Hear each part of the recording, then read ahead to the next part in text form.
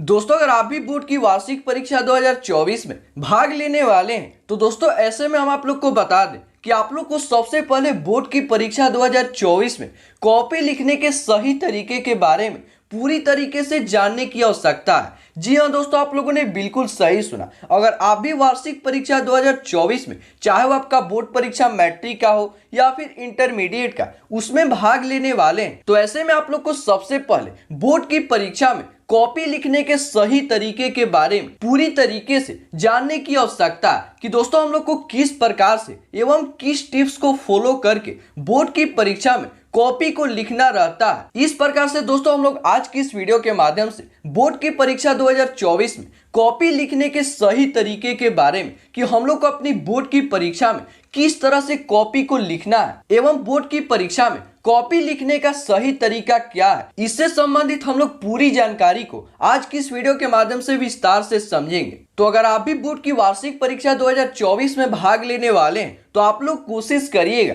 कि इस वीडियो को शुरू से लेके अंत तक पूरा देखने का प्रयास करिएगा, जिसके माध्यम से आप लोग को पूरी जानकारी मिल जाएगा कि हम लोग को अपनी बोर्ड की परीक्षा में किस तरह से अपनी कॉपी को लिखना रहता है, या फिर यूं कहें कि हमारी बोर्ड की परीक्षा में कॉपी लिखने का सही तरीका क्या है। एवं दोस्तों साथ ही साथ हम लोग ये भी जानेंगे कि बोर्ड की परीक्षा में हम लोग किस तरह से अपनी कॉपी में लिखकर एग्जामिनर के द्वारा एक बेहतर मार्क्स प्राप्त कर सकेंगे। तो चलिए दोस्तों, बिना कोई विलंब किए हम लोग समझते हैं कि हम लोग को बोर्ड परीक्षा 2024 में कॉपी को किस तरह से लिखना है। दोस्तों, अगर आप बोर्ड की वार्षिक परीक्षा 2024 में सम्मिलित होने वाले हैं, चाहे वो आपका मैट्रिक का बोर्ड परीक्षा हो या फिर इंटर का, उसमें अगर हम कॉपी लिखने से संबंधित पहली टिप्स के बारे में बात करें तो दोस्तों आप लोग जब भी अपने किसी भी विषय के परीक्षा को देने जाइएगा तो आप लोग जब भी अपने परीक्षा हॉल में बैठिएगा तो आप लोग को सबसे पहले कोशिश करना है कि जब भी आप लोग का प्रश्न पत्र एवं कॉपी मिलता है उसके बाद आप लोग को सबसे पहले अपने प्रश्न पत्र एवं कॉपी को पूरी तरह से समझना है। जी हाँ दोस्तों, आप लोगों ने बिल्कुल सही सुना। आप लोग को 15 से 20 मिनट तक जब भी आप लोग का प्रश्न पत्र एवं कॉपी मिल जाता है तो आप लोग कोशिश करिएगा सबसे पहले अपने प्रश्न पत्र एवं अपने कॉपी को पूरी तरह से समझिएगा कि आपको अपनी कॉपी में प्रश्नों के उत्तर को किस प्रकार से लिखना है। दोस्तों, अगर हम प्रश्न पत्र की बात करें तो आप लोग को पूरे प्रश्नों को पूरी तरीके से पढ़ना है कि यहाँ पे कौन कौन सा ऐसा प्रश्न है जो कि आप लोग के बोर्ड की परीक्षा में दिया गया है। दोस्तों, जब आप लोग अपने परीक्षा हॉल में 15 या फिर 20 मिनट में अपने पूरे प्रश्न पत्र एवं अपनी कॉपी को पूरी तरीके से समझ लेते हैं, उसके बाद आप लोग को कोशिश करना है कि अपने प्रश्न पत्र में से दोस्तों आप लोग को कुछ ऐसे प्रश्नों का चुनाव करना है जो कि आप लोग को पूरी तरह से या फिर हल्का बहुत याद हो। जी हाँ दोस्तों, आप लोगों ने बिल्कुल सही सुना। जब आप लोग अपने प्रश्न पत्र एवं कॉपी को पूरी तरीके से समझ लेते हैं तो ऐसे में आप लोग कोशिश करिएगा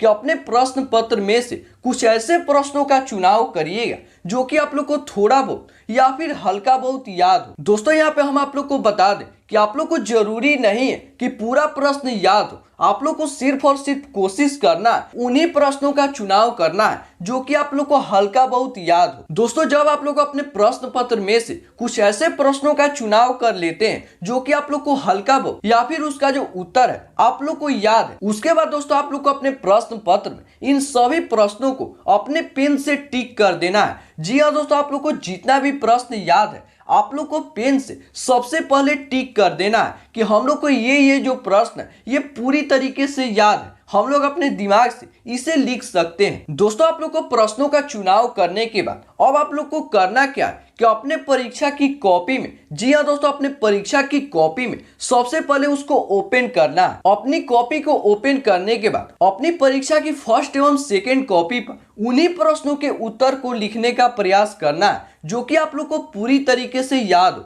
जी हाँ दोस्तों, आप लोगों ने बिल्कुल सही सुना। जब आप लोग अपने परीक्षा हॉल में जाइएगा तो अपने प्रश्न पत्र में से उन्हीं प्रश्नों का चुनाव करिएगा जो कि आप लोग को हल्का बहुत याद हो। और दोस्तों, जब आप लोग इन सभी प्रश्नों का चुनाव कर लेते हैं उसके बाद अपने परीक्षा की फर्स्ट एवं सेकेंड कॉपी पर इसका हल लिखने का प्रयास कर देना है। इस प्रकार से दोस्तों आप लोग कोशिश करिएगा कि अपने परीक्षा की फर्स्ट एवं सेकेंड कॉपी पर पूरी तरीके से सजा कर एवं याद किए हुए प्रश्नों को ही लिखने का प्रयास करिएगा। दोस्तों, जब आप लोग अपने परीक्षा हॉल में इतना काम कर लेते हैं तो चलिए अब हम लोग अगले टिप्स को विस्तार से समझते हैं कि आप लोग अपनी बोर्ड की परीक्षा में अब क्या करना रहता है। दोस्तों आप लोग को टिप्स नंबर 2 की सहायता से कोशिश करना है कि अपने परीक्षा की कॉपी में जितना हो सके प्रश्नों के उत्तर को पूरी तरीके से सजा के लिखना है। जी हाँ दोस्तों, आप लोगों ने बिल्कुल सही सुना। जब भी आप लोग का प्रश्न पत्र एवं कॉपी मिलता है तो आप लोग अपने परीक्षा हॉल में पूरी तरीके से